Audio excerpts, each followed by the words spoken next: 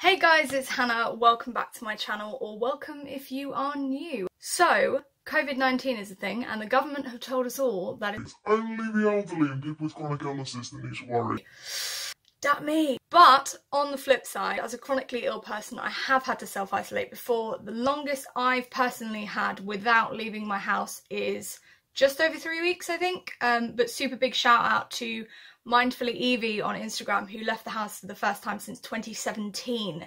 Us chronically ill people, like, we sometimes have to be on bed rest, we sometimes have to isolate for various reasons. Sometimes we can't leave the house because of energy.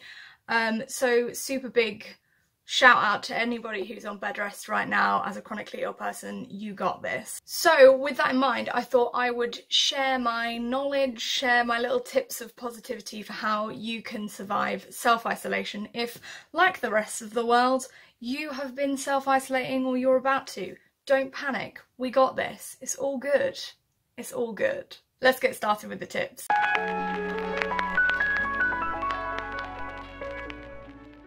So, tip number 1, limit the amount of time that you spend thinking about the reason why you're self-isolated. So for me, when I was on bed rest, I was on bed rest because I literally couldn't walk most of the time. I just got out of hospital and I basically wasn't allowed to leave my bed. I had to distract myself and try to limit the time I was thinking about it, whether that meant booking all my doctor's appointments at the same time in the morning, like I just give myself 1 hour to go through all my medical stuff and then that's it.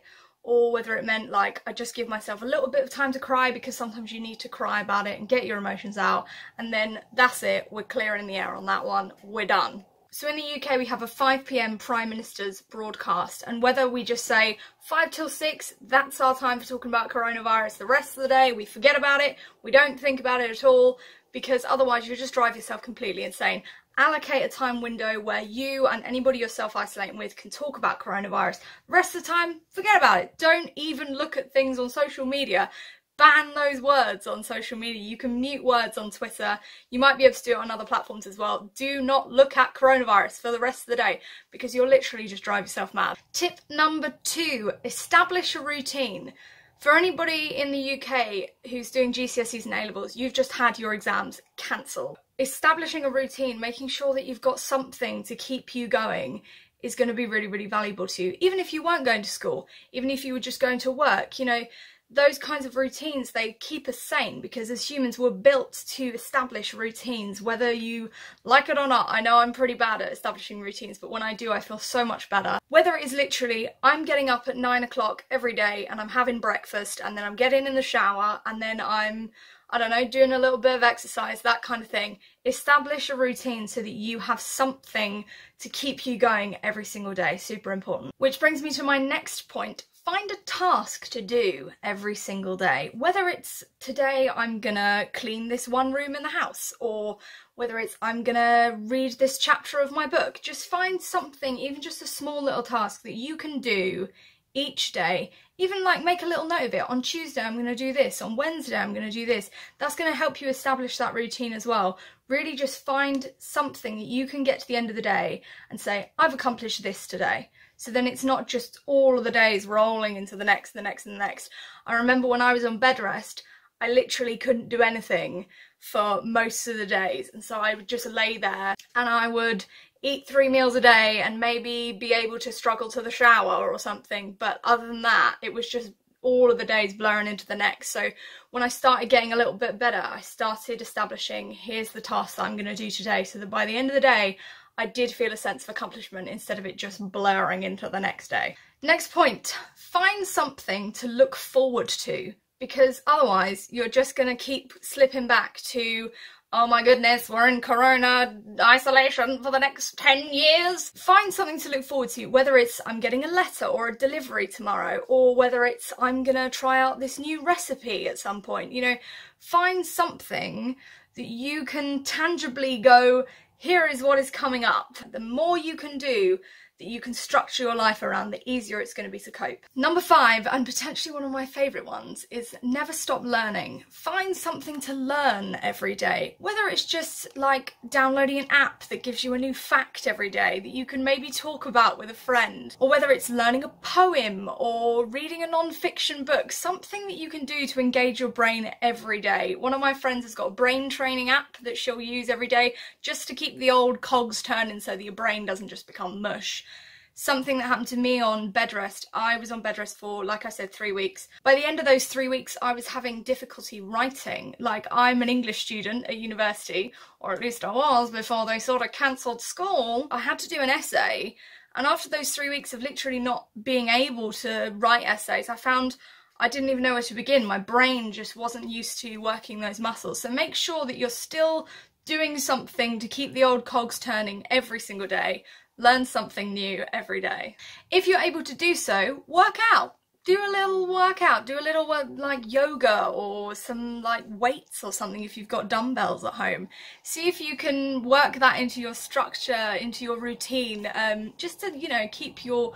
How many cars want to drive past right now? Is there a quarantine going on? What's happening? So yeah, whether that is a yoga routine or using weights if you have dumbbells at home, see if you can do a little workout every day, especially for spoonies and people with chronic illnesses. Working out can be really difficult sometimes. So I will leave a link in the description to one of my favourite yoga instructors here on YouTube. She does yoga for spoonies and people with chronic illnesses, people who need some restorative yoga. She's really, really good for just like gentle workouts, basically. Another point on that is that there are loads of fitness instructors who may now be out of a job for the foreseeable future if they're self-employed. So hit up your local fitness instructor if you've got somebody local to you and see if they'll do online classes, because that's a good way of keeping other businesses going as well as helping yourself at the same time. Something else I like to do: be creative every single day. Journal, write, colour, anything you like. Just do something creative every single day. Create something. It's amazing. We have the opportunity now to just be able to make stuff for fun. I don't know, do some like junk modelling. I don't know if you guys did that in other countries where you might be watching this, but in the UK, junk modelling was a big thing. You basically raid your recycling bag and like just get cardboard and stuff like that and just put it together with glue. Do whatever you like, you know, create something, keep the cogs turning in your brain and also wake up that right side of your head so that you can be creative, be inventive, do something fun. If you have kids, do something fun with them. They're gonna be around you all the time. You might as well distract them with some painting and join in. Why not? We should all be kids during this time. Another thing I'm really, really big on, because I'm an extrovert, is talk to someone every day, whether it's somebody that you're self-isolating with, in which case that might be easier to talk to them every day, or whether you're communicating with them over video call. My best friend and I communicate, 90% of our friendship is video calling each other because she is across the other side of the country from me. We're always video calling to keep our friendship alive. Have a conversation with someone so that you can keep your mouth a-moving. Well, I'm just weird today. Keep your cogs a-turning, mouth a-moving, fingers drawing, I don't know. Just do stuff that keeps your mind alive, and talking to other people is really gonna help your mental health. And if you can't talk to someone else, talk to yourself. That's what I do all the time. We all do it, to be fair, even if we're embarrassed to admit it. But talk to yourself in a positive way.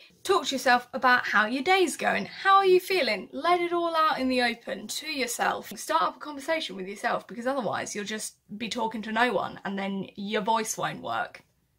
So there. And last but do you see what I mean about not talking for a while? You just lose control of your mind. And last but not least, number 10. Find something good in every day. This is my biggest tip for anybody who has to be on bed rest, self-isolate or anything. We'll just wait for the 18th car to go past. So find something good in every day. Whether it's, I made this really cool thing, I worked out today, you know, find something to be grateful for.